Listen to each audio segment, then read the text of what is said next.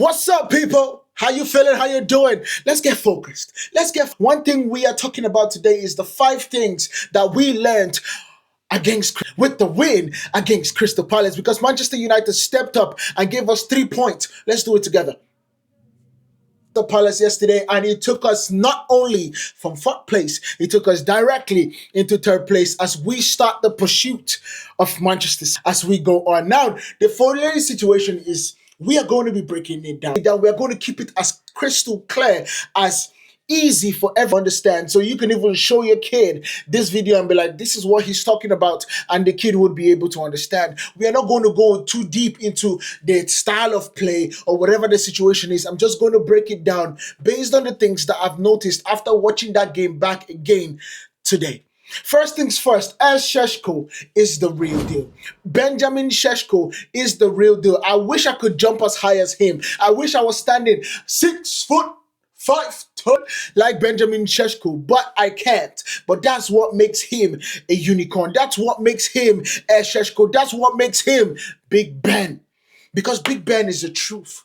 Big Ben is the truth. We are looking at 6 goals in not just that, we are looking at 4 consecutives. My guys, we might have just found something great in Benjamin Sesko. My guys, we might have just found the next best thing. My guys, we might have just found the reason Mikel Arteta was fighting and striving and pushing in every way for him to get Benjamin Sesko to Arsenal. And I'm glad that we got Benjamin Sesko at Manchester United, because what we have seen within these 4 games under Michael Carrick is that Benjamin Sesko could be the number 9 that Manchester United needs for a decade or more.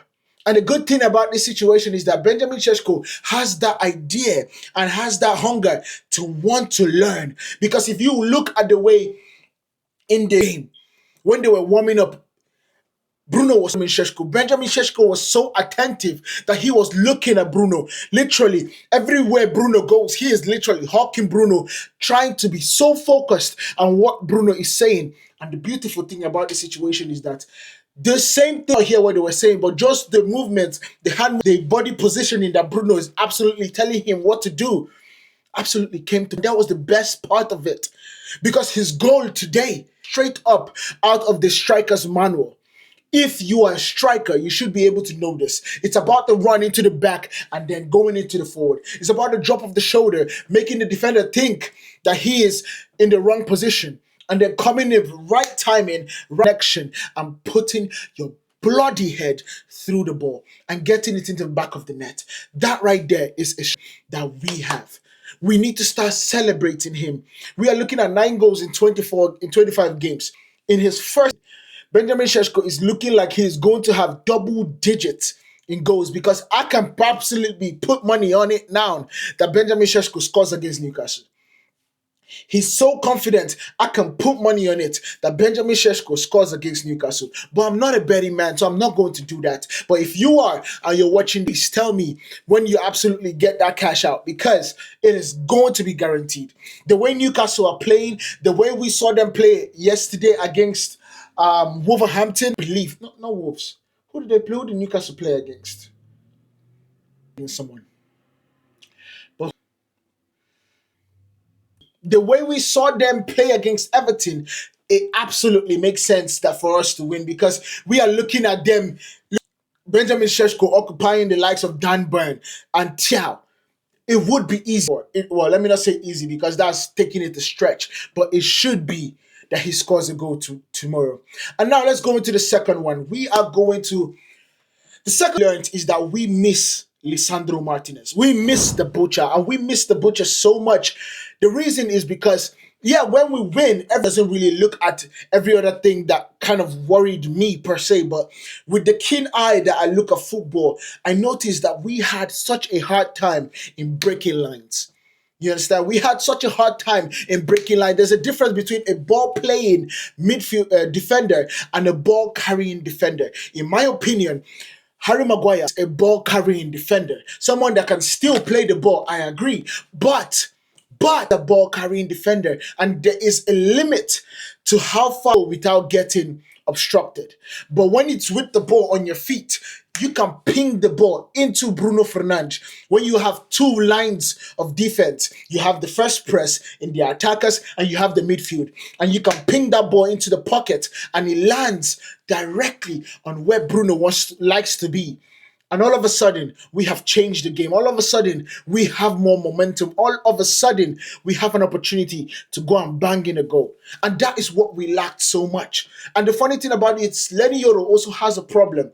Lenny Yoro, when he's facing on the right-hand side, he is very comfortable in passing whichever lane in that situation. He's also a ball-carrying defender. When it comes to his left, he cannot use his left. He cannot do the outside of his foot. Yes, he is actually pretty good at doing the switch, you understand, to the left-hand side. But he has a problem in passing in those lanes, especially when it comes to the left. And so when I looked at those two things, I was like, my goodness, I have noticed that we miss Lisandro Martinez so much. We miss him in an incredible amount, because if he gets into that game, I believe we win that game more than we won the game today. Because Lisandro Martinez is truly remarkable. Best ball-playing defender in the Premier League, in my opinion. And that also brings me to the situation that Manchester United into the market and actually find elk of Lisandro Martinez will be an understudy. So if Lisandro Martinez goes down in an injury or something that keeps him out of the game, or even just rotation, we still have that talent coming from the defense. Now to the third one. The 1v situation. We lacked threat when it comes to the width of the football. We lacked threat because we wanted to use the Cunha more this game. I don't know why, because Bruno Fernandes was side, but every time the ball went to Matheus Cunha, what I noticed was that Matheus Cunha was always in the inside channel. I want a defense, especially when we are playing in a low block, right? The way I would put it in my wingers would be, I need you to hug the touchline.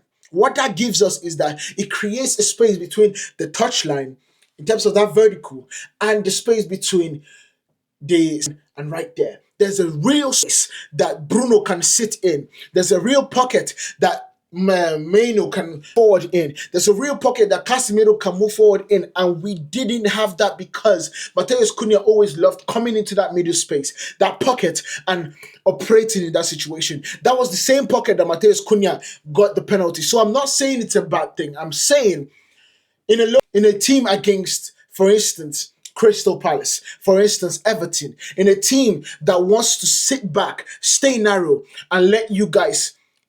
And it is the easiest way is for you to stretch them. The easiest way for you to get them out of sync, to stretch them, carry their left wing there, carry their right wing back and move them to the line. That way you create the distance, a bigger distance between the left back and the left centre back and the right back and the right centre back. When you create that, then we start seeing more of this to do the tiki-taka, the triangles, the rondos that we want to do under Michael Carrick. That's the way I see it. That's the way I saw the game play out. We would opportunities. We did not allow them to sit in and actually get narrow for us to then just bounce it in, but bounce the ball back. That is one of the things that we need to absolutely figure out. And the sad thing about it was that we did not have the counter attack.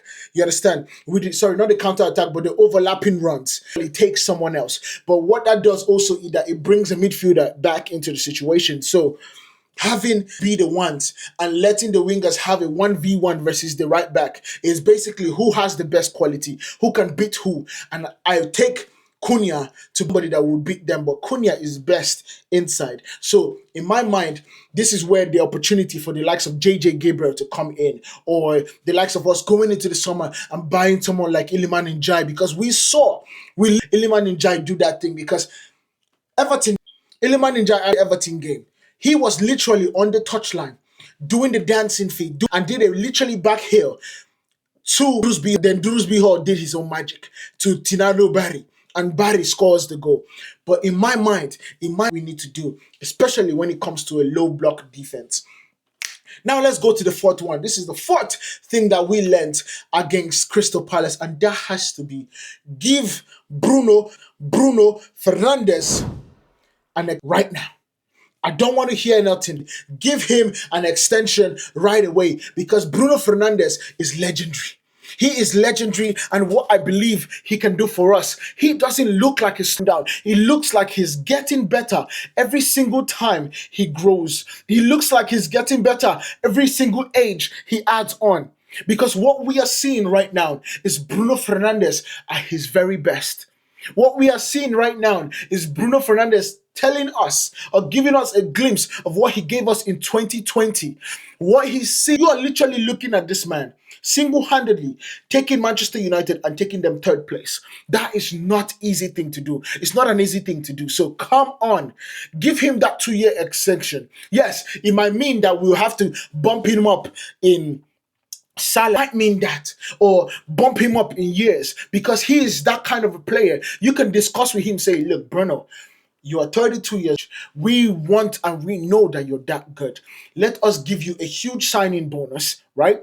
Instead of you signing an extra amount of money in your deal, you remain the same amount, but add on years. But then we give you a huge signing bonus. That way, it doesn't change the rating that with and David De Gea. Change that. You still have the same thing, and you just have Bruno being appreciated more. So put more money up front for Bruno Fernandes to sign a deal for 2 more years, and then you give him the same thing that you've been giving him. To me, that would be the easiest way to get the deal done. Bruno loves Manchester United, and Manchester United, we love Bruno. So let him stay sooner, or let him stay as long as he can retire here. I would be okay with it, because he is that kind of player that I believe will retire when he's still at the top of his game. Now we go into the 5th one. And the 5th thing that we learned is Michael Carrick has had a historic start. And even though what he has been doing for Manchester United has been very basic, clearing up things, making things simple for people to understand, the beautiful thing about it is that Michael Carrick has 1 draw, 0 losses. This is literally 2.7 per game. That is an impressive start from any single person in the Premier League. That right there is an impressive start. For 7 games played, you have 2.7 points. I don't know if it's going to continue, but long may it continue. Michael Carrick has changed this season. He has changed this season so much that people are even discussing the idea if Michael Carrick earlier, Manchester United in a title race. That's what people are talking about. You understand? But I'm not going to dive into that situation right now, because I'm just enjoying it. And I just want to continue enjoying it for right now. But don't get me twisted. If Arsenal and City drop points and Manchester United continue winning for the rest of the season, yeah, coming, who knows? Anyway, let me know what you guys think about this down in the comment. Make sure you guys hit that like button, hit the follow button, and make sure you let YouTube know that you absolutely rate us by rating us and hitting that follow button, sharing this video to whoever you want, and commenting down what you think was the best and most valuable part of what we watched against Crystal Palace. Let me know what you guys think down in the comments. Hit that subscribe button so you do not miss out on anything that we do here on Pillar Sports. I'll see you guys in the